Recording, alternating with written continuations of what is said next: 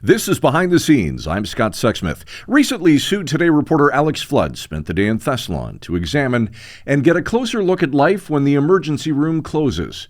Alex joins us now. Alex, what are some of the factors contributing to the ongoing doctor shortage in that area?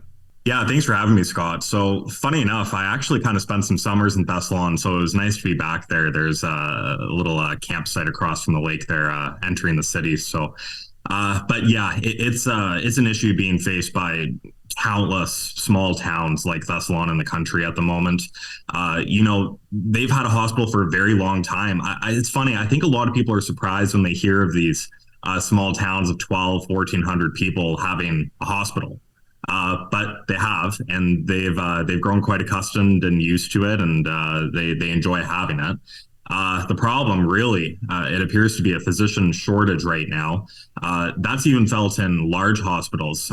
We've seen the headlines out of Southern Ontario as well. It doesn't seem like there's any medical center or hospital in the country right now, let alone our province, that's safe from a physician shortage right now. It's just how the system is currently. So, unfortunately, the small towns seem to get hit the hardest because being a small hospital already and already having a small staff, once one or two physicians aren't available for work, then everything shuts down.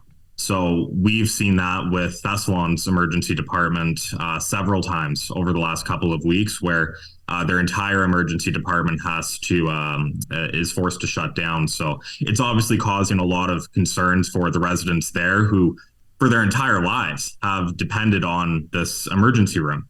And without it, concerns just continue to grow. Yeah, and Thessalon's had a bad run. They had, I believe it was 2 or 3 consecutive closures in a very short time span.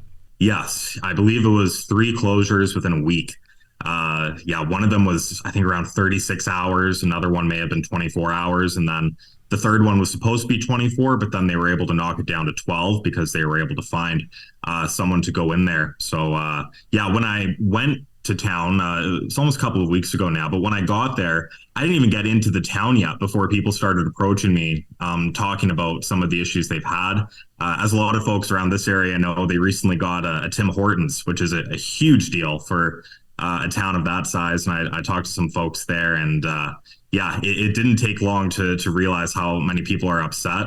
And it's not just the people in Thessalon, it's people in surrounding communities like Bruce Mines, Deborah, even in places like Blind River, where they do have a hospital, but they prefer using Thessalon. So it's a personal preference thing that some folks have, but a lot of grave concern, Scott. Yeah, and when you want to find out how a community is feeling and kind of take the temperature, no better place to do it than community Tim Hortons. What is the impact on the community, Alex? What are the residents saying, and certainly what did they say to you during your visit? For sure. Well, it's funny. It's one of those issues that it's really not that controversial. Everybody is on the same page when it comes to not wanting to lose a hospital or not wanting to lose an emergency room. It's arguably some of the most basic care that should be expected, provided from healthcare to its patients and the people that live in that community. So honestly, obviously the concerns were that they're going to be without an emergency department potentially throughout the summer. As the summer picks up, holidays, physicians, nurse practitioners, they take some holidays. So when I was speaking with Mayor Bill Rosenberg of Thessalon there, he was concerned that they're going to have more emergency department closures throughout the summer. That diverts the people in Thessalon to places like Blind Rivers Hospital, perhaps the hospital emergency ward on St. Joe's Island, and then the next closest one from that is Sault Ste. Marie. So it creates a lot of sort of possibilities for people in the sense where it's kind of a debate. Now people have to decide which hospital they would rather go to. Would they rather go to a more sophisticated one further, which is the Soo, or would they rather go to one that's closer, maybe has less resources, but maybe more apt to the sort of conditions and the issues that they're facing personally. But I even spoke with one couple in Bruce Mines. They're right in the middle. They're right in the middle of Sault Ste. Marie and the hospital up in Blind River. So it just creates, sometimes impossible decisions for folks to make when they didn't think they would ever have to be making those sorts of decisions. also, most of the people I spoke with that day have used the emergency department in Thessalon. I probably spoke to at least a dozen folks, and they've all used it.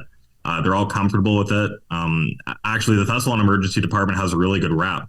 It has a lot of good, has a good history, and a lot of people have had a lot of success going in and out of there. So, it's a huge loss for them. Alex, what efforts, if any, are being made by local government to remedy the shortage and prevent future closures? Are there long-term solutions being considered? There are. So the North Shore Health Network, which oversees Thessalon's emergency department, as well as several others in the area, they've been working with some of the local and area municipal governments to draft letters to the Ministry of Health. So it's still to be determined on that, whether we'll get any reaction or not.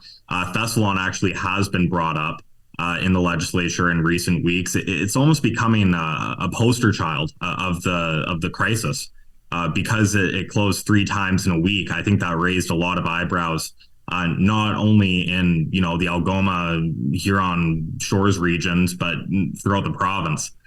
So it has been talked about there a lot. When it comes to action, I think we'll see. I know the current Conservative government, they've made it very clear that they feel that they are taking the proper steps and that they do have the right protocols in place to draft physicians up into smaller communities like that. And they do say that they are continually working actively to make sure that more emergency departments don't close. They've also said that they've stopped a lot of emergency departments from closing as well. I think that number was well over 1,000, but obviously that's falling on a lot of ears and sort of minds that don't quite believe it. I know some of the NDP sources in the legislature as well have talked about that it's not enough and that more needs to be done. So it's kind of a wait and see at this point, but I think all that's guaranteed at the moment is that it's going to be a really tough summer for places like Thessalon. Absolutely. SooToday's Alex Flood on the doctor shortage in Thessalon. Thanks for this, Alex. And as always, thanks for taking us behind the scenes.